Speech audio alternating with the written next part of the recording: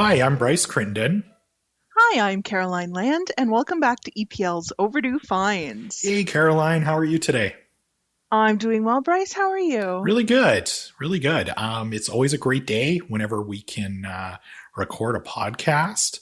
And yeah, we just passed Halloween, and there's so much stuff still happening at EPL. And actually, by the way, I want to mention that we want to thank Rainn Wilson, who was here in Edmonton a couple of weeks ago for our gala. Caroline, I had the pleasure of getting to hang out with him backstage and chat with him for a little bit. It was awesome. I saw a picture that you posted on social media of yourself and him, and I was just so happy to see that. It looked like a really great night. Aside from Rainn Wilson, Mhm. just a lot of fun at EPL's fundraising gala. Yeah, it's funny. I've been here at EPL now for I just recently hit 10 years, and this was actually thank Congratulations. you. And this is actually the first time I've actually got to like work on the gala, kind of like the planning and stuff like that. And yeah, I just want to shout out to our gala planning team because it was a really long day, but it was really rewarding, and people had nothing but great things to say. And I know we raised a lot of money for our Ready Set Read program, which is awesome. Great. So today, Caroline, it's funny because I want to say we're almost like doing this like I didn't realize it until I was going through my notes today. We're almost doing like a 70s trilogy type thing here on the show that I don't think we really like planned to do, but it just happened to be it. So, for example, you go back in our archives couple episodes, we were talking about Dolly Parton. I Yeah. think most of the stuff we were talking about her was like late 70s, early 80s stuff. And then last episode, of course, we're talking about the 50th anniversary of The Exorcist. So we had just hit past Halloween and we're talking all about that horror movie. And then we're like, hey, there's a new Elvis movie coming out. And this would be a great opportunity to talk about Elvis. And I know Elvis wasn't just a 70s thing, but I kind of feel like we've been really kind of getting into that decade lately. It's maybe there's something with this time of year because I think I could be wrong. I don't have my fact checking hat on at the moment, but our ABBA episode, I think it was also towards the end of the year, and that was very 70s influenced as well. So maybe there's something about that time of year, about this time of year that speaks to that era. I'm going to blame it on the fall colors in that a lot of those fall colors people just wore on their clothes all the time in the 70s. Brown, Yeah, orange. just really channeling that fall energy. So yeah, I mean, today's gonna be a great episode. As I mentioned, there's a new movie out actually in theaters today called Priscilla, which is based on Priscilla Presley's memoir, Elvis and Me. You can actually borrow the book from us. And, we saw that this movie was coming out. And fun fact about Overdue Finds, last year when we released our Marilyn Monroe episode, we almost did an episode on Elvis instead because of the Baz Luhrmann movie that had come out that summer. We're like, let's save Elvis. We'll do Marilyn Monroe. Caroline, I still apologize to you because for making you watch that really depressing Netflix movie. But I think today we're going to have a little bit more fun on our topic. I stand by our Maryland Oh episode. yeah, I definitely learned a lot for that, and I think it got me to watch some of Maryland's actual movies. Not I probably could have lived without the the new one, but that's yeah. okay. I feel kind of bad because I think I guilted you into maybe watching it a little Yeah, bit. I was this close to like bailing and just like bluffing my way through, but then I thought, no, I can't do that to Bryce and the integrity of the podcast. That's okay.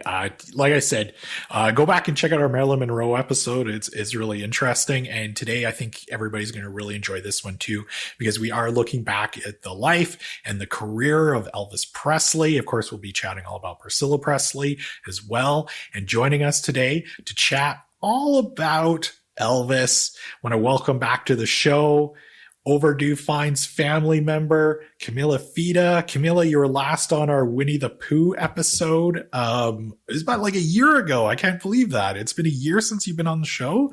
How's it going? It's good. It's good. Not much has changed. yeah, I'm really excited to be talking about this topic. It's funny because obviously you're on the Overdue Finds team, and we had talked about this, and you had sent me a note, and you're like, "Hey, if you're looking for people," you kind of made it sound a little bit like you're like, I don't want to say an expert on Elvis. Maybe you are, but like you're very knowledgeable on Elvis. Yeah, correct? I can talk a bit about that, but for unknown reasons, I do know a lot about Elvis and can definitely talk about him. And I've thought a lot about him lately. So yeah, I'm here and ready. I'm really looking forward to exploring this more.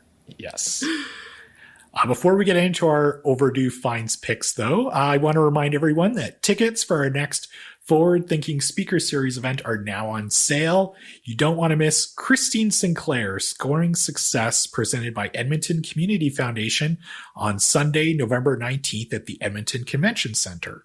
In this moderated event, Christine will recount her incredible story of humble beginnings in Burnaby, BC, developing a love and passion for the game of soccer. Her commitment to excellence, hard work, dedication, and ability to not let adversity get to her led to her unbelievable successes as both a member of the Portland Thorns and captain of the Canadian national women's soccer team. Tickets are now on sale, with all proceeds supporting our Ready, Set, Read program. Caroline, as of recording this today, there's less than 100 tickets left, all in our preferred section. So tickets are $20. They do go to our Ready, Set, Read program, so it goes to a great cause. People are super excited about seeing Christine Sinclair. I know we're really excited about hosting her. It's going to be a great event. Yeah, I'm not surprised at all, and think people will really enjoy it. All right. So before we get talking about Elvis, let's get into our recent Overdue Finds picks. Camilla, what have you been enjoying lately? So I have been watching movies, reading books, doing all that stuff, but I wanted to really kind of go out there for our Overdue Finds, because the last few months I have gotten into just perusing and browsing our archives of our local newspaper, the Edmonton Journal. And it has been the most fascinating thing. So I grew up in Edmonton. I was a huge avid reader of the Journal because, I don't know what else was there to do when you were eating your breakfast as a kid. And I don't know, I loved it. Obviously, times have changed. I do read it through Press Reader daily, but I don't know. There's just something about going back. I can't even tell you what inspired this, but I just I've been searching every name I've ever come across. I've been searching every family name, like all of our relatives, family by marriage, everything. And it's been so fascinating because I've discovered so much cool stuff. I discovered an interview my aunt did in the 80s when my cousins were little, like a local little on the scene kind of, how is this young mom doing it all or something. She didn't even remember. I got to print out a PDF for her. My cousin also, she started this local blog that became kind of semi-famous sort of in the mid 2000s. So I found all of them. And of course the Journal would interview her and for different articles. So I kind of collected all of those for her. What else? Oh, and then you just discover all these cool things of how life used to be. Apparently back in the day, I found this by searching another aunt, an aunt by marriage. They would, in the 60s and 50s, they would put in the classifieds if somebody was hosting a party. The name and the address, Mrs. So-and-so will be hosting, and at this address. And I just was like, oh, when you think what did people do before the internet? It was the local newspaper, 100%. There, I discovered this little fashion and beauty section, and people would just write in and be like, oh, I was traveling recently and I found this great hand cream. Do we carry it in Edmonton? And the person would, or the journalist would respond and research, and I was like, oh yeah, this is what the internet did. But it's really fascinating. I really encourage anyone, if you grew up in Edmonton, It's a great blast from the past. Even searching your address, because like or in the early days, they'd even write out when if somebody was injured, like what their address was and stuff. Like a little boy who lived where I lived, like broke his arm by when he was run over by a cart. Like just wild stuff. Like I said, truly, or like this was Facebook, this was Google, this was everything. Yeah, but if you're not from Edmonton, but you have access online, we do have.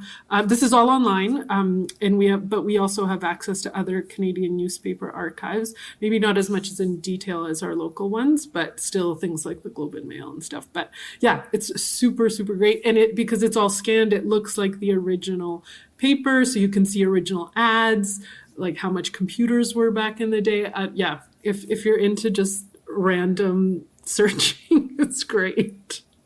Original ads are something when I've been in there looking up something for a customer or on a research question, once I finish with that, I always take a moment to just appreciate the vintage advertisements that were, really a piece of art in many ways. And just such a really fascinating glimpse into even style, like so much text. And I'm like, wow, our attention spans have just been whittled down because it was like paragraph of explaining the virtues of some cell phone or cordless phone. Oh yeah, they had to include like all those tiny details. Mm-hmm. So which service is that you can go back and look through old issues of the journal? So we have a few databases, but the historical one is the ProQuest Historical Newspapers, which is specifically the Edmonton Journal that covers from 1903 to 2010. And then we have for more recent years as well. We also have the Calgary Herald that covers 1883 to 2010. And we also have Globe and Mail, which is Canada's newspaper, and we have issues, scanned pages from 1844 to 2017. So that's cool. I always kind of just assume that in order to look at a lot of those old like local newspapers, you had to kind of come into the branch and go through like the microfiche type thing. You definitely can do that, but you can access them online in a really easy way with your library card and just, travel back in time. I'm going to be looking up so many old movie ads from the 80s. It's going to be crazy. Yeah. Caroline, how about you? What have you been enjoying lately?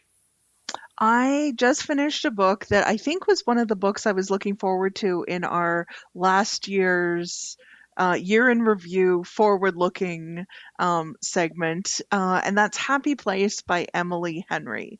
So I've talked about Emily Henry on the show before, beach read, people we meet on vacation. I've read a number of her books. You know exactly what you're getting just from looking at the cover. It's perfect. I love it. I was all ready for Happy Place. So in this one, Harriet, our main character, is looking forward to her annual beach vacation with her closest college friends. So I'm just going to pause there in my description of the book because this was actually the second book in a row where I read that like this group of like high school college friends would go on an annual beach vacation 10 years after the fact. And do people do that? Have you ever gone on a recurring beach house vacation with your college friends from 10, 15 years ago? Absolutely not. No. That sounds horrible. Well, one of the books I read, the other one was by Megan Miranda, was like a thriller, so that one might speak more to you than Happy Place. But anyway, so Harriet's at the beach. She and her fiance Wynn have always seemed like the perfect couple out of their friend group, which is why Harriet hasn't actually told anyone that they broke up. She's totally planning to right after this vacation. But surprise, suddenly Wynn is there and they have to pretend that they are the loving and in love couple that everyone has always known them to be. Plus, there is only one bed for them in the beach house. Uh-oh. Can they make it through the week in one piece, or are all of their lies going to come crashing down around them? I'm going to guess without reading that book yet that things might come crashing down around them.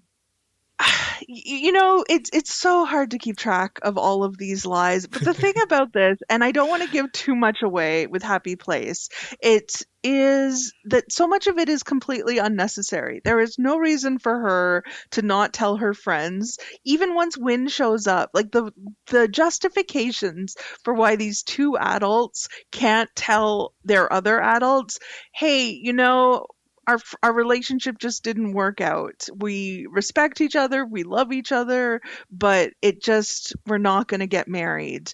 Why they can't do that is so flimsy. The flimsiest of reasons. But, I'll take it. Once the book kind of moves on from the setup, and you're there and you're like, okay, I'm buying into this thing where it's like, there actually is a really good exploration of kind of the way people process not something as far as trauma, but stress and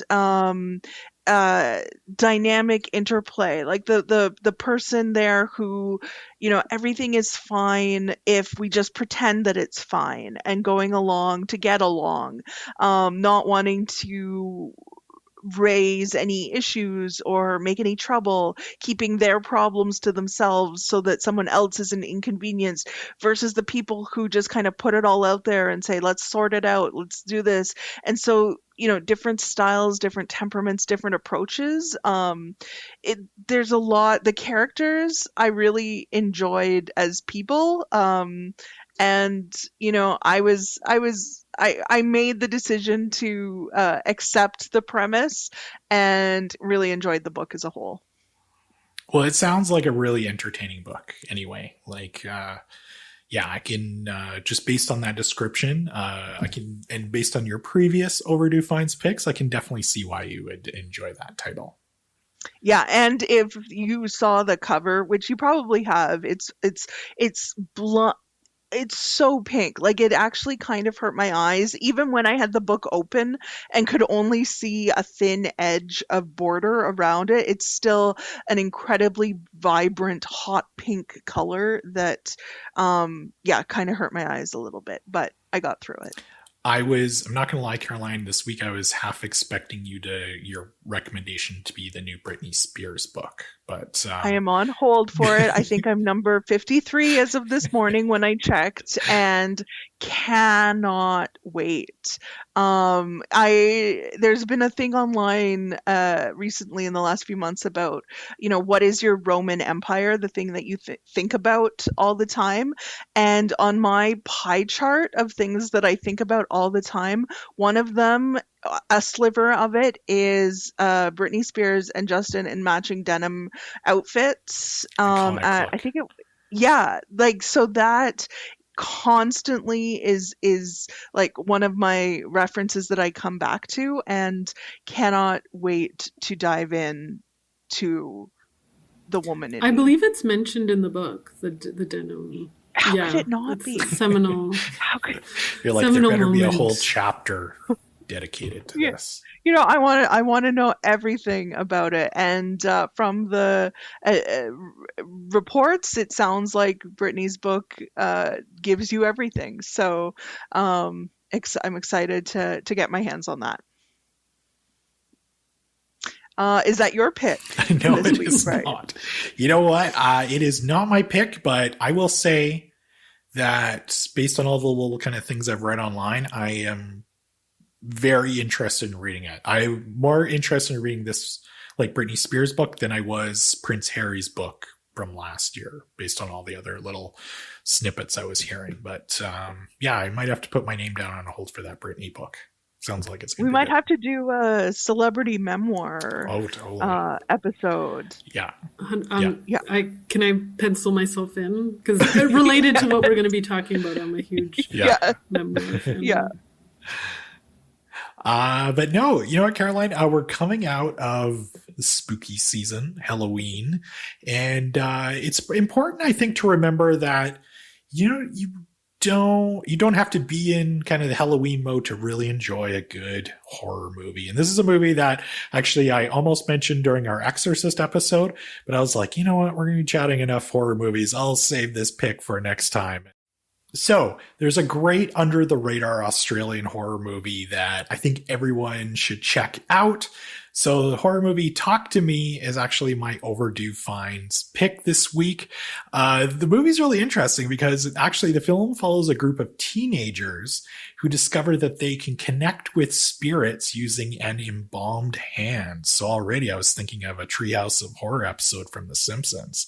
So it's kind of creepy. They got this embalmed hand and they'll go to a party and like all they have to do is like hold this hand and then they can conjure up spirits. So after the teens use the hand to communicate with the dead a few too many times, they unleash some bad spirits that end up having some deadly consequences for those around them. So this horror movie actually reminded me a lot of It Follows, which came out probably about 6-8 years ago now. It's just really creepy vibes. There's no like kind of big names in it, but yeah, it's definitely it's a movie that once you watch it, you won't forget it anyway. So although Caroline, I must say, based on the premise of it with like the embalmed hand and they have to talk to it, they could have gone with talk to the hand as a title for this movie. I would have taken away from it. But when I saw this in the theater based on kind of word of mouth suggestions, and that's all I could think about was, why isn't this movie called Talk to the Hand? So it's called Talk to Me. We have it on DVD, or you can stream it instantly on Hoopla. Great creepy movie if put it on maybe on a late Friday or Saturday night. So yeah, it's kind of one of those movies that I think will definitely have more of a cult following here moving forward. I haven't seen this movie. It's going on my list, but it feels like Talk to Me might be the original kind of low budget word of mouth success story, and then Talk to the Hand is like the big budget remake that like is made by committee around it, and it's like it's got to have a catchphrase, it's got to have like a sponsorship with a soda company. So it's rated PG-13. So yeah, stuff like that. All right, so let's get into our main topic today. Of course, we're talking all about Elvis Presley. Caroline? Yeah. You got some fun facts for us, I think, don't you? I have some facts. It's amazing with Elvis there. I mean, it's how can you sum up one's life in an episode of Overdue Finds, let alone a fun facts segment? In this, where I was like, oh, maybe I have to cut down on the details because I had like a whole page of notes and I was only in like 1956. So I've done a bit of editing, but here we go. So Elvis, born January 8th, 1935 in Tupelo, Mississippi, was often told throughout his childhood that he couldn't sing. Perhaps relatedly, he had terrible stage fright that often prevented him from actually getting up and performing in front of other people. After some time at Sun Records, his first single released through RCA was Heartbreak Hotel, came out in January 1956 and became a #1 hit in the United States. He made his first national TV appearance that same month on CBS's Stage Show. By the summer of 1956, see how easy it is to get stuck in just a single year. But it was a big year. 2 TV performances of Hound Dog captured attention. First, from the Milton Berle Show, where he demonstrated what one critic called the accented movement of the body, primarily identified with the repertoire of the blonde bombshells of the burlesque runway. Specifically, the movements of the lower half of his body on television. The second performance on the Steve Allen Show, he dressed in a bow tie and tails and sang to a basset hound in a top hat. but it was his appearances on the Ed Sullivan Show that really reinforced his popularity. His first one, where he sang Love Me Tender, was in September 1956, seen by approximately 60 million viewers, which was over 82% of the television audience. That number, I can't even imagine. He made his feature film debut in November, also 1956, with Love Me Tender, named after his song to capitalize on the popularity. In 1958, he was drafted into military service, received training at Fort Hood before being sent to West Germany. During this time, he was introduced to three things that would become very important in his life: karate, amphetamines, and Priscilla. Priscilla Beaulieu was 14 to Elvis's 24 when they met in Germany. He returned to America in 1960. They married 7 years later in Las Vegas in 1967. Their daughter, Lisa Marie, was born in 1968. That December, a TV concert special called Elvis was NBC's highest-rated show of the season.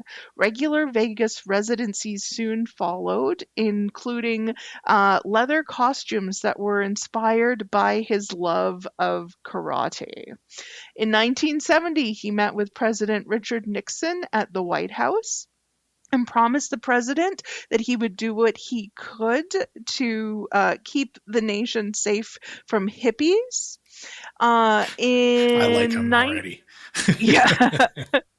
In 1973, Elvis and Priscilla formally divorced, and his health continued to decline. He died at his Graceland home in August of 1977. Some of Elvis's singles include, and this is where I was like, oh, am I doing the list for this week? Because this is my least favorite part when I am doing the list. Singles include Heartbreak Hotel, Don't Be Cruel, Hound Dog, Blue Suede Shoes, Love Me Tender, Teddy Bear, Jailhouse Rock, Can't Help Falling in Love, Blue Hawaii, Return to Sender, Devil in Disguise, Viva Las Vegas, Blue Christmas, A Little Less Conversation, Suspicious Minds, and many, many more. His movies include Jailhouse Rock, GI Blues, Blue Hawaii, Girls, Girls, Girls, It Happened at the World's Fair, and Frankie and Johnny. He made 27 movies in the 1960s alone, which is just wild to think of just how fast the production was happening on these movies. He won 3 Grammys. He has 146.5 million album sales in the US, behind the Beatles and Garth Brooks, who we know puts on a heck of a live show. Right. Are there Chris Gaines numbers in that? Yeah, where's Chris Gaines rank in all of this? Yeah. Are those Chris Gaines inflated numbers? Could you imagine how funny it would be if Garth Brooks overtook the Beatles on the strength of the Chris Gaines bump? Elvis, getting back to Elvis, has sold 500 million albums worldwide and has 2, I want to say, insects. I don't know if we have any insect scientists who listen to the podcast. Creatures named after him: the Paradonia Presley, which is a velvet spider found in Africa, named because Elvis is often found on velvet, paintings made on velvet, and Pressucolia all shook upus, which is a species of gall wasp. Wow. That's when you know you've made it. Yeah. They're naming bugs after you. Right? Yeah. Wow. So that's a brief that's a brief biographical sketch to use as our jumping off point, I guess. So Camilla, we had mentioned at the top of the show that I don't want to say like necessarily maybe you are an Elvis fan, but what as somebody who's read a lot about him and is very knowledgeable about his life, what comes to mind when you first think of Elvis? Well, the thing is, I think Elvis has been part of my life like since I was little, for a couple of reasons. One of them, my mom, she came to Canada as a youth, and her knowledge of pop culture is slim to none, especially when it comes to music for some reason. But she loved Elvis. Like, she really, really liked Elvis. And so you could call her a super fan, but that means she only knows about 40% of his music. Like, that's to a super fan. But growing up, yeah, we would always just play him. But I have a very vivid memory of eating teddy bear graham crackers and watching the commercial, and they would play teddy bear, and it was probably one of my like earliest like I am sentient moments. And it was so like, I'm eating these cookies, this very catchy song is playing about teddy bears. Who is this? My mom told me about Elvis, and yeah, and he's just been, like, his music has just been around forever. And also, and I love celebrity memoirs, and he definitely, Priscilla's book, Elvis and Me, was one that came out when I was, and I think there was a movie that I might have been a bit too young to watch, like a TV movie. But yeah, like, so when I started reading memoirs and stuff, like, Elvis was up there, and of course, Elvis and Me, as well as a really fascinating read. I was going to bring it up later, but I'll bring it up now. There is a 2-book Elvis biography that's kind of considered the best, and that's by Peter Guralnick, and it's The Rise of Elvis Presley and the Unmaking of Elvis Presley. Last Train to Memphis is the first one, and then Careless Love is the second one. And yeah, I don't know. It's just, he's just, I think, really fascinating. But also at the same time, I'm also fascinated by like how culture is fascinated by him as well. Like, I really got to think, like, Elvis was everywhere when we were young, and we were not born. We weren't in the 60s. Like, we are not baby boomers. Like, no. But like, I was thinking, like, Full House, like, the idea of someone who has been dead for 20 years and one of the cool characters on the show is emulating Elvis. And that was like, yeah, that's cool. Elvis is cool. Men who act as Elvis are cool. Like Rockadoodle, there was that... well, it's the animated movie. The animated movie, like, yeah, we got to have a cool... rooster. Who's it gonna be? He's gonna be Elvis. Like the movies at the time, like is it Honeymoon in Vegas?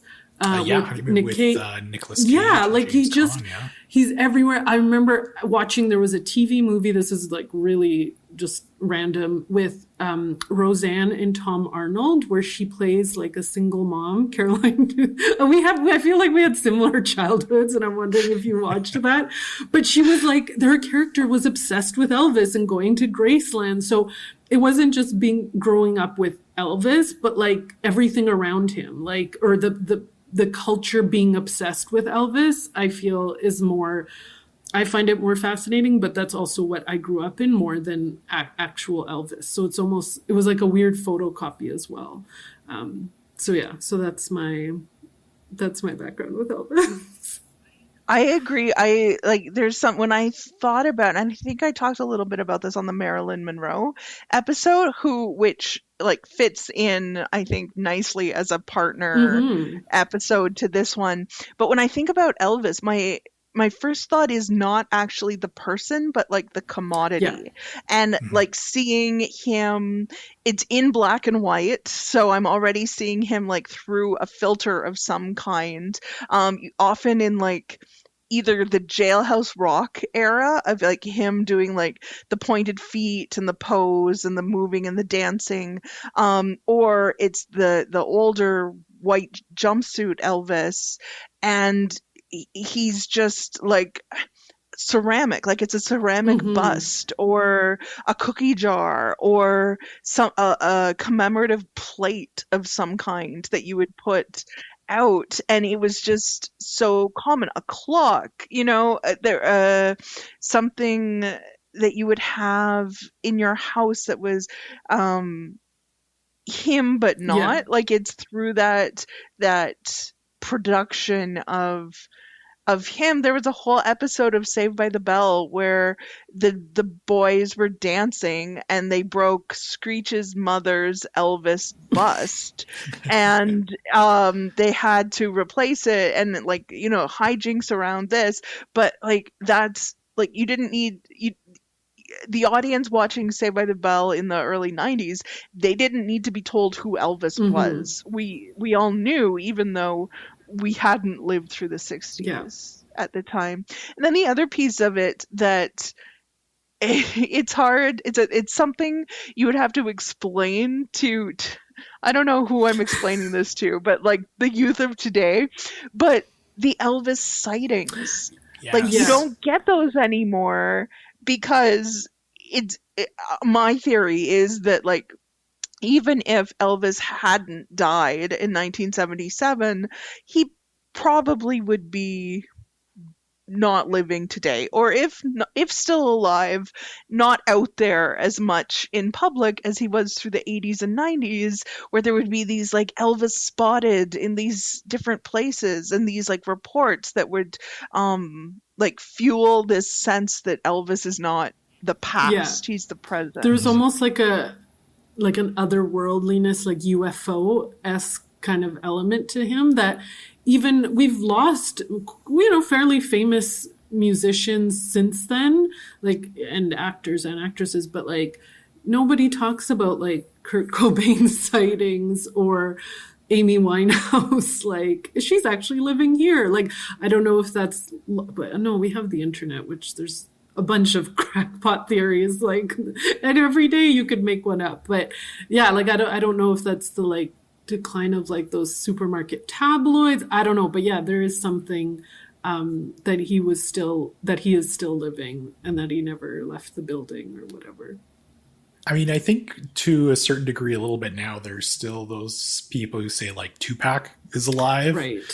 So there's a little bit of that, but you're right though. I think it more had to do with, especially in the 80s and 90s, the supermarket tabloids. Like, it would be like the Weekly World News, and cover would be Elvis meets with Bigfoot, or Elvis spotted on a UFO or whatever. But yeah, there was lots of that stuff. Although I was going to say probably the most recent one, and this is probably from 1990.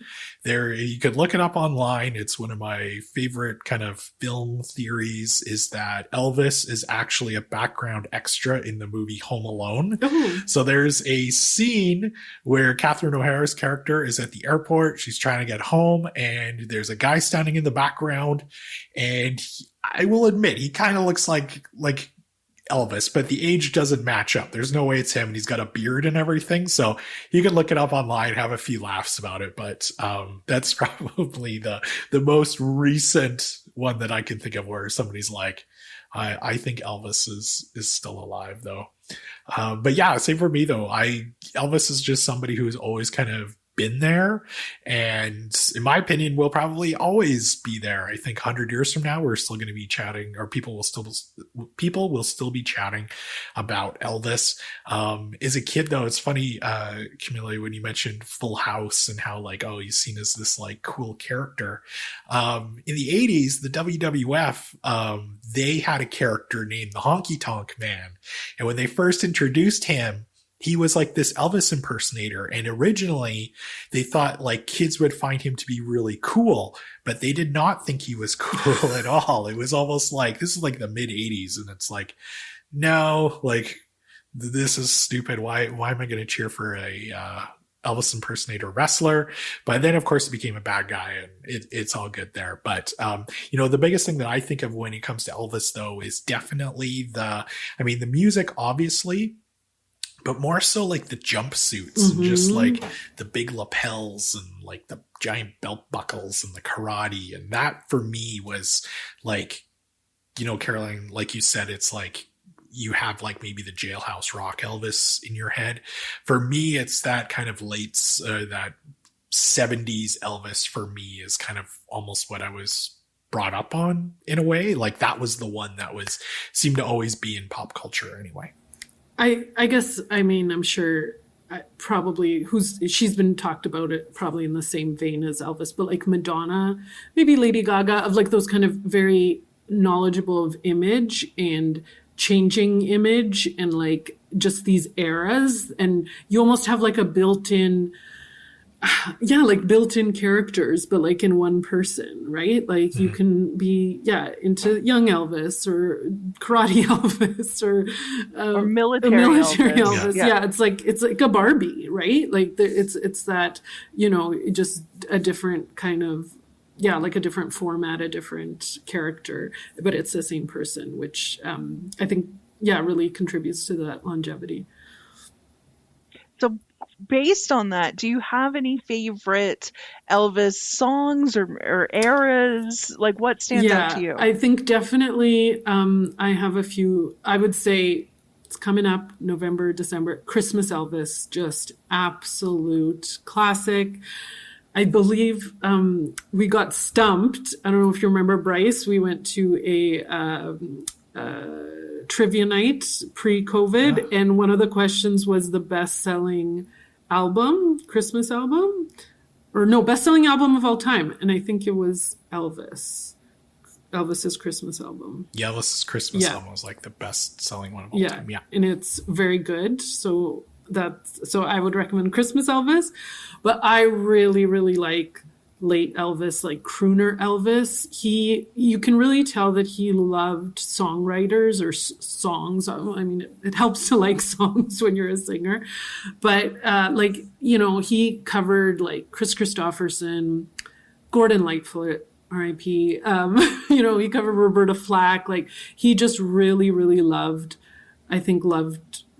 the songwriters and beautiful songs. And I think you really see that like in those later, I think you see it earlier too, but maybe it's not as teeny boppy kind of in the 70s. So I really like late Jumpsuit. Like the picture of Elvis meeting Nixon, that's my favorite Elvis. Like just big everything, big lapel, big collar, big mutton chops, big belt, just big sunglasses. That's my favorite Elvis. In terms of like pop culture, politics, society, like there's just so much in that one picture. Oh, totally. To like break down. Like they've done it. Like there's an entire film based around their meeting and everything. This moment that wasn't really that long, but really kind of wraps up an era in itself. Mm-hmm. One of my favorite stories about that meeting is that apparently Nixon, like, it sounded like, correct me if I'm wrong here, it sounded like that meeting was very, like, spur of the moment. Like, it wasn't planned. It was like Elvis just, like, dropped into the White House and wanted to meet with the president. And they were like, oh, this will be great. Like, we're meeting with Nixon's going to meet with Elvis. The kids are going to think this is so cool. But meanwhile, like Elvis at this time is not cool at all. Like definitely on kind of like the downside of his career as we entered kind of the mid 70s there. But yeah, that's one thing I always thought was hilarious. Just kind of how out of touch Nixon and his people were, just thinking like, this is going to get us the young vote. Him hanging out with Elvis. Nixon and the World Wrestling Federation both just did not have their fingers on the pulse of the youth. Yeah, definitely. The movie is called Elvis and Nixon. UPL does have it on DVD and Blu-ray. We'll have it and all of the stuff we talked about in our list of items. But if you're curious about really exploring this meeting, check out Elvis and Nixon. I'm with you though, Camilla. Like, I'm a big fan of Vegas Elvis. Mm-hmm. Like the scarves, the jumpsuits, the karate poses. And I know it's kind of towards the end of his life, and there is obviously a sad side to that, but I don't know, there's something about that in some of those performances I've seen online, like his famous concert that he did, like the big pay-per-view at the time where he did from Hawaii. I remember it was on like network TV, not probably a few years ago at Christmas time or something like that. They were like replaying this thing. And, as somebody who, like, I'm not a big fan of all of his music, but like such a great entertainer. Mm-hmm. Like, we talked about it in our concert episodes, like Garth Brooks puts on a great show. Elvis Presley puts on a great show. And, there's a reason why he's got this huge following. But some of the songs, though, that I really love of his and I think still hold up, obviously Suspicious Minds is one, A Little Less Conversation. I really like CC Rider. I don't think he originally did that song. I think maybe somebody else did, but really like that one. And they cover this in kind of the Elvis movie from a couple of years ago, but If I Can Dream. So he sang that in his like big 1968 comeback special, which was on, I believe, NBC. Most people have probably seen clips from it, but yeah, you can look it up on YouTube, and I totally recommend you do. It's powerful. Yeah, those ones are on my list as well. I'll also just throw in "It's Now or Never," which is a song I just really enjoy. And my Elvis era is probably that post-military one, that like early 60s.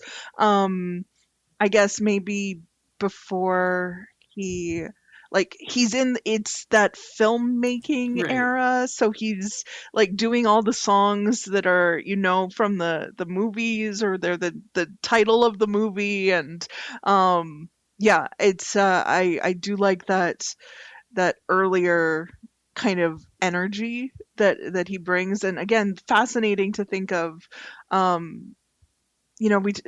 82% of people who owned a television were watching him, and we're like, we don't have that kind of monoculture anymore. And there are many benefits to not having that. And the diversity of, artists and experiences, and a lot fewer things would be produced if there were 3 television networks.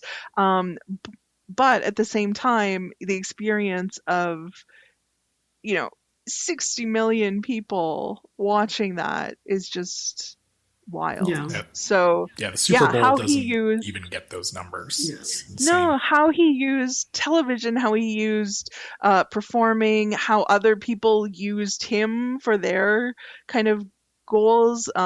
Bryce, you mentioned the Elvis movie, and it shows, I think, how he was used by a number of people who had their own kind of agendas and goals for Elvis and his image, even his military service. He was, already appearing on Ed Sullivan Show and already had #1 hits. He could have done his stint and, just toured around doing concerts for soldiers and, performing or doing things in non-combat ways. And it was decided by his management, no, if you actually become a soldier, if you're actually in the military, it'll go a long way to increasing your popularity. So we're going to make you do this. Like, this is wild. Oh, yeah. Yeah, like I can't think of like a male singer right now. It would be like, I don't know, like what the equivalent. There's no equivalent to Elvis, but it would be like Drake joining the Canadian military. It's funny that you mentioned Drake, because I also was thinking, I'm like, who could? I think definitely more like female artists like in the last 20, 25 years. Like I mentioned Madonna, it was more than 25 years, but like Lady Gaga for sure, of that kind of just that image of like, I was trying to think, like, if you were to hire an impersonator, like who, you could hire a Lady Gaga and people would know.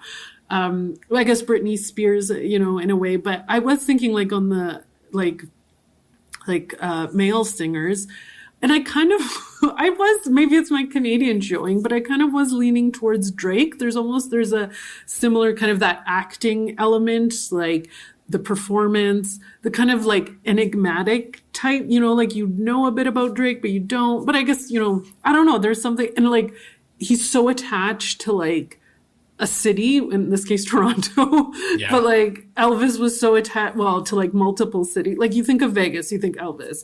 Someday you think Hawaii, like some people think Elvis. Yeah. Like there's just this kind of place, this sense of place, and of course Graceland. But yeah, I don't know. I was also leaning towards Drake. Maybe not in like, I don't think my mom knows who Drake is, but I don't know. Just like in terms of kind of maybe a character, like person, like I don't know. Yeah. Yeah. Like I think really right now the only equivalent would maybe be I can't, definitely not a male, but like you said, female, like Taylor Swift joins the US Army and, enlists for 2 years. Like I think that would be probably the closest equivalent right now anyway. Yeah. But Elvis starred, as Caroline mentioned, he starred in many movies, released several concert specials, and of course has been the subject of many films, including the new one coming out here this weekend. Camilla, is there any Elvis movies that you could recommend to people? Well, funny enough, I haven't watched that many. I think I've watched 2 growing up. Blue Hawaii was one, which was great. It was good. And then I think Kid Galahad as well. But I couldn't tell you. I really liked the books about Elvis. Like I'll read anything about him, but also like books like that his like entourage or like Priscilla wrote, like just because that idea of being around that must have been so fascinating, and I can't get enough of it. Like the Memphis Mafia, like his friends, his his entourage and stuff. So yeah, I recommended the books. Elvis and Me, Priscilla's book, is also great. I don't know why, like I haven't been, like I don't want to see Elvis. I want to see everything around Elvis, which is weird. Well, it's almost like he's a character enough. Yeah. Right? Yeah. Like you know the character of Elvis, and really I also haven't seen a lot. I watched a couple in the last couple of years during the pandemic when I was like going deep on movies. I had one movie project to see a film that was released every year from like 1920 to 2020.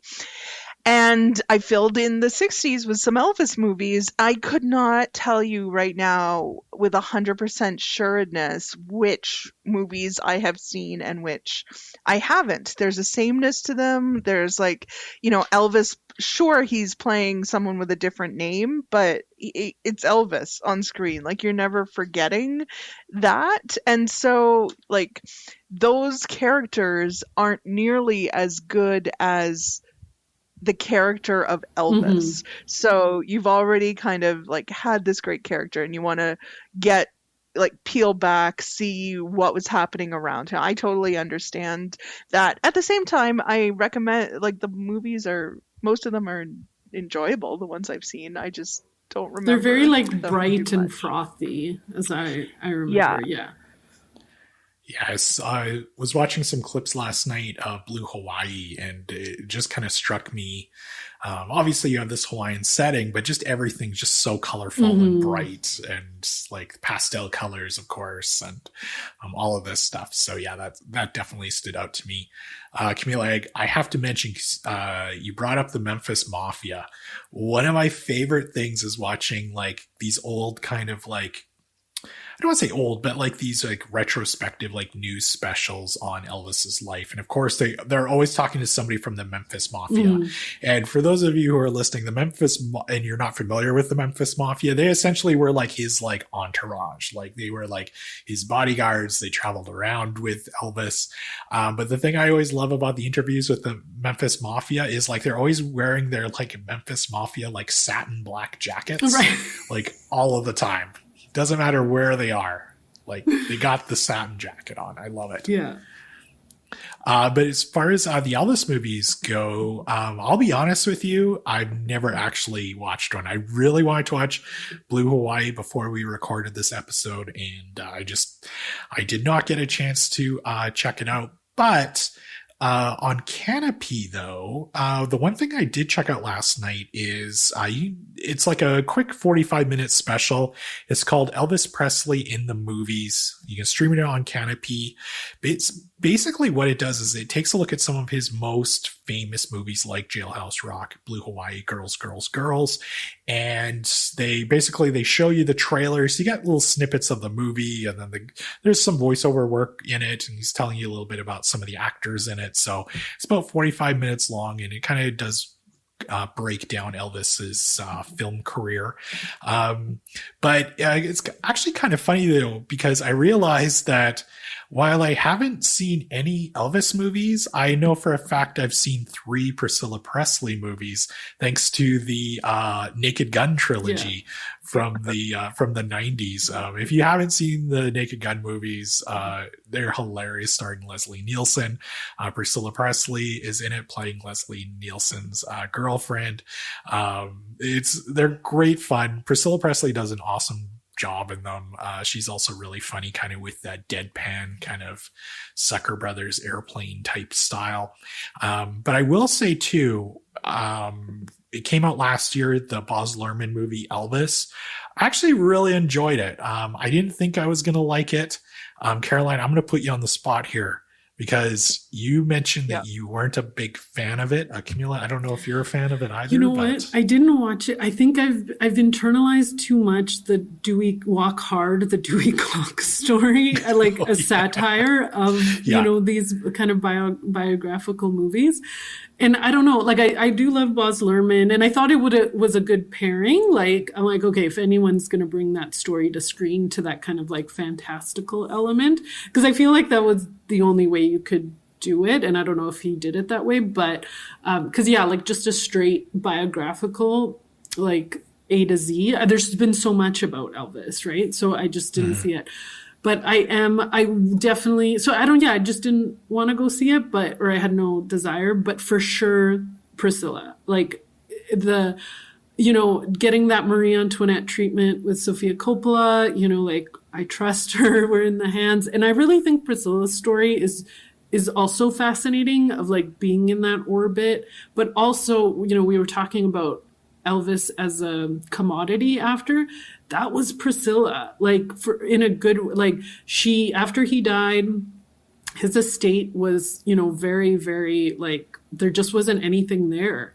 And she turned Graceland into this destination and, copyrighted his image, everything that was like, she was the driver behind that. So I don't know if that movie touches on it, but I've always liked her as a character, to read about and stuff. So, but yeah, Caroline, did you like the Baz Luhrmann? No. I went into it, I think the opposite of Bryce, in that I have really, like, some of Baz Luhrmann's movies are some of my favorite movies, and I had high expectations, and I thought I was going to love it, and I'm watching it, and it's just like, what am I watching? And it's so dark and no one's happy and it's like so oppressive and I just couldn't, it just went on and maybe that just wasn't the movie watching experience that I wanted at the time. I think there was a lot of really great craft in the movie. I'm not quite sure how I feel about, Austin Butler immersing himself so deeply in the role that like he kind of becomes lost in it. But I mean, Austin Butler didn't ask for my opinion anyway, so it doesn't really matter on that. But I think, I'm quite happy to label the movie as not for me, and recognize that it will have an audience of other people. But I'm the same on Priscilla. It was not on my radar. I think I was, after the Elvis movie that I watched last year, I just was not really looking for any more. And then I saw the trailer and I was like, I want to see this now. I need to see it. And just even the casting of Priscilla, who looks so young and like a child that she was when they met, and the actor cast as Elvis is, you know, older looking, taller, physically larger. Like even that, I'm like, I'm sold. I want to see what Sofia Coppola does with this, and what it looks like when it's centered on Priscilla. Yeah, no, it'll be a it's funny because the darker elements of Elvis, like the Baz Luhrmann movie, I think that's maybe why I liked it. Like I didn't want to go in and watch just a straight up musical number of all these, you know, them recreating these set pieces. And I personally really enjoyed it, but yeah, this will be, as somebody who's never read Elvis and Me, I don't know a lot about Priscilla Presley's like backstory. Obviously I knew that she was very young when they met. But beyond that, I'm also really curious to see the movie as well, and just get the other side of that story. And apparently Elvis's estate is not thrilled about the movie, which isn't a surprise given obviously the content. So yeah, I can't wait to see it. Yeah. So what do you think Elvis's place in pop culture will be going forward? Bryce, you stuck out that claim that 100 years from now we'll still be talking about him. Camilla, what do you think? Yeah, I don't know. Like sometimes it's like I'd be okay with it kind of fading away. Like I was thinking, I'm like like I was thinking of like who was popular in the 19th century? Like who was popular back in the day that like This is why I want to do these time capsule like, episodes. there was a character, we're saying characters, these are real people, like Beau Brummel, who was kind of like a dandy, like the most fashionable man like of the 1900s. Like nobody outside of like maybe a historical fiction or something, you don't hear his name anymore. And you know what? I think that's okay. Like the idea, like how we were influenced by Elvis, even though he was already gone by the time we were growing up. Like that is odd. Like I appreciate it, of course, and his music and, you know, and learning about him. I do, and I seek it out. But like at the same time, it's like we kind of need our own, you know, heroes, our own singers, our own, and I'm talking about like the youth of 100 years too. Like, I think it's okay. I think he'll still be around. And I think obviously with media and recording and stuff, you know, he still will be, but I just don't be putting him in a hologram 100 years from now. Like we don't need it, you know, like let's get future Elvises or future Drakes and whatever, like just let time go forward. Well, I don't know if you've seen the movie Blade Runner 2049, but there's a scene where it is like hologram Elvis, like performing kind of in a concert type setting. So according to Blade Runner 2049, it's coming. Yeah. Bryce, what do you think? Yeah, I mean, I think, you know, I really stand by my theory that in 100 years people will still be talking about Elvis. I don't know necessarily it'll be about his music per se, but I think just as a character, like that Vegas Elvis with the jumpsuit, in my opinion, will be kind of the one that will stand the test of time. It's interesting too, because also, you know, this Priscilla movie that's coming out, I think definitely his legacy will probably take a little bit of a hit, obviously based on the age of Priscilla at the time, and that's expected. I mean, not saying it's an excuse, but that was just stuff that happened back then. I'm not saying that's right, but for sure his legacy will take a little bit of a hit from it. But I mean, I still do believe that he's going to end up still being one of the most iconic entertainers of all time. Like you said, he's like Madonna. He's going to be like Dolly Parton, like that one name person that will always kind of be there. Caroline, how about you? Yeah, I think I'm trying to think of the word. The closest word I can think of is like dissipate.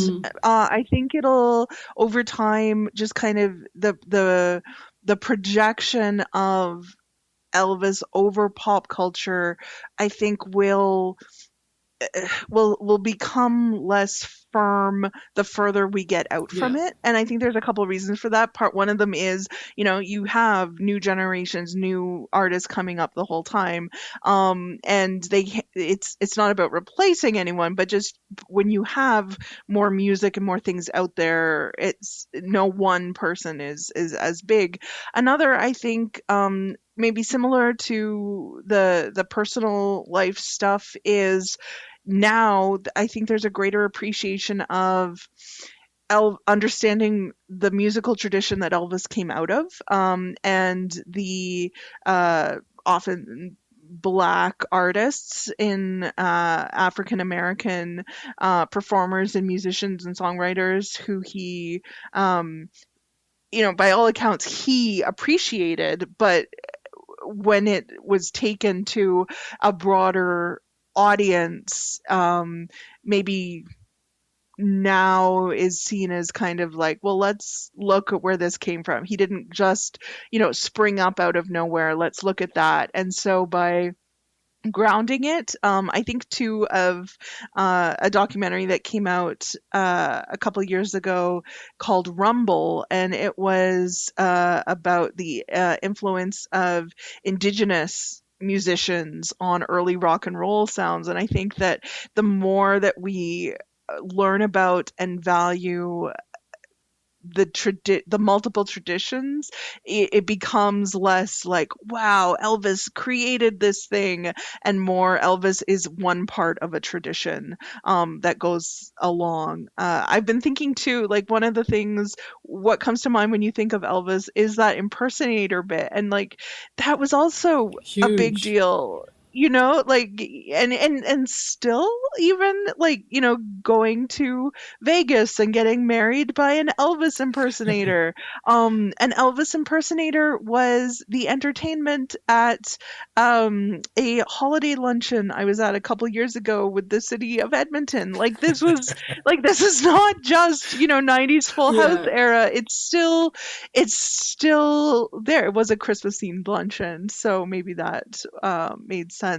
But yeah, I don't know. I think the loss of Lisa Marie Mm, Presley is an interesting piece of this. When I think it's one of these things that's like tied to what is Elvis's legacy, and there are so many like strands or branches right. that come out of it, and like one of them being like Lisa Marie Presley being married to Michael Jackson and Nicolas Cage, and like how that played out in the Hmm. media, and now, obviously a lot is lost with her death as a person, but then it also just kind of stops that story Yeah. there in some I ways. almost could see it like thinking of like the American tradition of like the Barrymores, like Drew Barrymore being, the great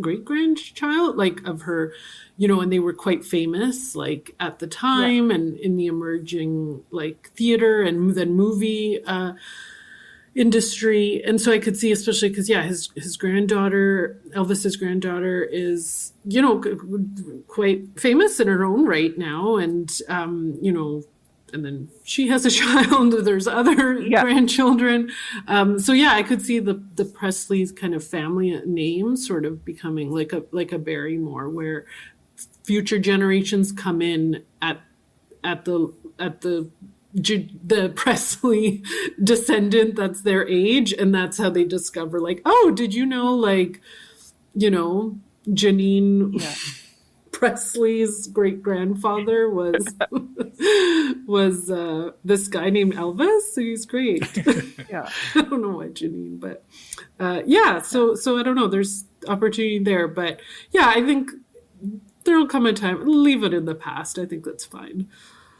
Like we don't have to lug them with us. Before we get to our roundtable questions, Bryce, can you let our listeners know what is coming up on our next episode, coming out on Friday, November 17th? Caroline, we're kind of going to keep the 70s thing rolling here. We're going to be talking a little bit about the 70s again on our next episode. But did you know that one of the most iconic sci-fi franchises is celebrating its 60th anniversary this year? On the next episode of Overdue Finds, we're going to be taking a look back at Doctor Who. We're going to be chatting all about the different doctors over the years, the TARDIS, and of course, that iconic theme music that scared me as a child. So we hope you'll join us for our next episode. It's going to be interesting because, Caroline, I know next to nothing about Doctor Who. And I know even less. So, this will be one of the episodes where we just kind of, ask questions and sit back and learn something along the way. Absolutely. It's going to be good. Yeah. Okay. So going into our roundtable questions, the first one, before I get into the questions, it was so tempting. I had to stop myself from doing my road trip question of, you're going on a road trip with Elvis. Who are you taking with you? First question, what would be the name of the museum / heritage site / entertainment destination dedicated to your life and legacy, much like Elvis's Graceland? Camilla? Honestly, I was thinking of this, but I came up with Snoozeville, number one, because my life is quite boring. And then number two, I do like to nap. And so it would be like a tour of like, here's where she would nap. Here's also where she would nap. Here's where she would sleep. In the summer, she'd nap here. So that would be mine. I think that would be highly relatable. Yeah. You could showcase like some of your favorite blankets over the years. Some like branded melatonin. Like you can also sleep. Yeah. Bryce, we talked a little bit about this. What did you end up going with? I said I wasn't going to do Medicine Hat for this one, but the more I thought about it, the more it just made sense. So, in Medicine Hat, of course, I will be opening up what will be known as the Bryce Crittenden Experience. And the Bryce Crittenden Experience will feature a wide variety of things. First of all, there's going to be a movie theater there. I love going to the movies, so that is a must. We'll be showing all my favorite films. But there'll be some other activities too, even if you're not into movies. There'll be some hockey stuff there, some pop culture collectibles, maybe some cool Lego displays. Of course, like an arcade, because I love arcades. So this is like a whole entertainment, pop culture, sports complex. So I think people would travel near and far to go to the Bryce Crittenden Experience. You know what? I know I would, because editing this show after all these years and hearing little snippets of your experiences growing up in Medicine Hat, I do want to go down there. And I would love, like, even if you don't have the experience, but even if you sent me like a quick guided tour, like, check out here, this is where I like fell down. I'd be like, yeah, I do want to see where Bryce skipped school and where he hung out. So I would definitely be there. Camilla, we should absolutely do a road trip. Yes, on there, 100%. Because I've never been to Medicine Hat. So. I was once long and time the ago. episode on it is coming. So Cool. I am determined to make that happen. Caroline, how about you? Mm-hmm. Is it here or is it back in Ontario?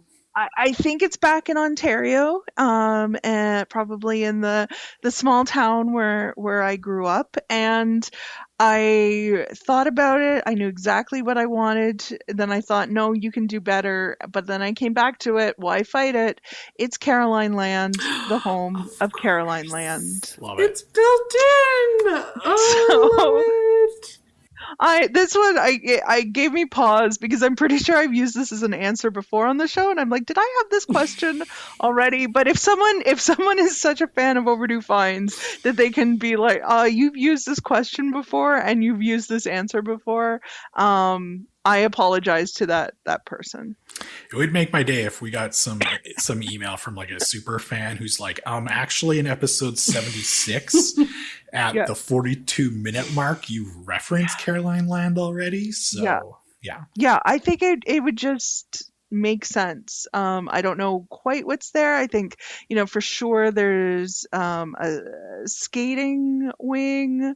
There's some kind of like soap opera stuff happening, music, movies. I don't know, maybe an interactive podcasting place where they can use like AI to recreate what it's like to talk to me. I don't know. So we've got to the be name. something related to Murder, She Wrote as well. Oh yeah. Oh yeah, that would be that would be definitely need to be part of it. Yeah. Okay, so this was our first podcast episode about a person named Elvis. Obviously, Elvis Presley had to be the first. Which famous Elvis should we cover next? And I sent you both a Wikipedia article about people named Elvis. So, Camilla, who do you propose? I think Caroline and I chose the same person. I think we could say it at the same time. Maybe not. No, I don't think I did. Okay, So well, then I will go take ahead. it. Also, another martial arts aficionado, if we remember his routine, Canada's own Elvis Stoico. Is a figure skater, and I was a fan of him when I was young, and I thought Caroline would take it, so that was going to be your choice. But I think that would be a good, and of course, I mean, it's built in for Caroline. Like that episode would be amazing. Yeah, I could record it right now. We just let her run. Like Bryce, you would be super we could just go seamlessly into okay, and now the Elvis Stoico episode. He had a sweet mullet too. Yeah, he did. Oh yeah. Before we get to mine, Caroline, so who did you pick then if it wasn't Elvis Stoico? It was Elvis the alligator from Miami Vice. Okay. It was a live alligator that the character had, and it was seen throughout the first couple seasons, then disappeared. It was never officially written out of the show, but the character just kind of left. And so, why don't shows have alligators on them anymore? I think we could really cover a lot centered around Elvis the alligator from Miami Vice. Now, did you not choose Elvis Stoico because you thought it'd be so too obvious? I mean, yes, but then the more I thought about talking about this alligator, the more that it would be pretty fun. Yeah. So that's I of course fully support the Elvis Stoico episode. We can also do this one. Who are you putting forward for an episode? I thought about Elvis Lincoln's, the goaltender from the Columbus Blue Jackets, but I was like, obviously, I mean, we would probably have record number of downloads for that episode, but I instead went with musician Elvis Costello. I think really like some of his kind of new wave stuff from the late 70s and early 80s. And he had a very memorable appearance on SNL, and there's a lot of folklore around his performance, which you can look up online. So, Elvis Costello. Yeah. There's 5 solid Elvis choices. Coming soon to Overdue Finds. You could do a month of Elvises. That's my new coming of age play that I'm putting up. A month of Elvises. Oh, coming to the Edmonton Fringe 2024. Coming to my back alley. My garage. Camilla, thank you so much for joining us today. I really enjoyed the opportunity to talk about Elvis and pop culture and all things I enjoy. Is there anything coming up at EPL that you would like listeners to know about? Yeah, so I work downtown at Milner, and I wanted to tell everyone about the Make It at Milner November extravaganza. So this is 22 programs in 22 days. So every weeknight in November, which is an EPL first, If you search our events on our website, if you search the word extravaganza, it will bring up the full list, but I'll do a quick rundown. Each night is a different theme. Mondays, we're using the heat press. Tuesdays, we're doing ornaments. Wednesdays will be kitchen adjacent, so it will be happening in the kitchen, but no cooking. Thursdays will be paper. Fridays is a wild card night, and some of the things that we'll be doing will be pet treats, snowflake pop-up cards, gift bags, t-shirts, earrings, beaded ornaments, coffee mugs, and more. Most of the programs do have a small cost recovery, so anywhere from $5 to $12. Some are free, and there is a family program for every theme, so the whole family can come down. So yeah, you can definitely ask us for more details, and we'd love to talk about it. Very cool. Yeah. Great opportunity for people, by the way, to create bootleg Overdue Finds merch. Yeah, definitely. So I'm just going to throw that out there. We would fully support that. Yeah. So go make your Overdue Finds coffee mugs, whatever you got to do. Send us a photo at podcast@epl.ca. We hope you've enjoyed today's episode. Make sure that you've subscribed to the show so that you get all of our new episodes. Please also leave us a review on Apple Podcasts. Most importantly, though, tell a friend about the show. And don't forget that we'll have a link to everything that we talked about in today's show notes. We love to hear from our listeners too. So we just ask that you don't be cruel. You can email us at podcast@epl.ca. Caroline and I both get those emails, and you can let us know what's got you all shook up. You can also share your thoughts about the show with us on Twitter, or X as the kids say, at epl.ca, and by using the hashtag EPL Overdue Finds. Thank you for listening, and we'll see you next time.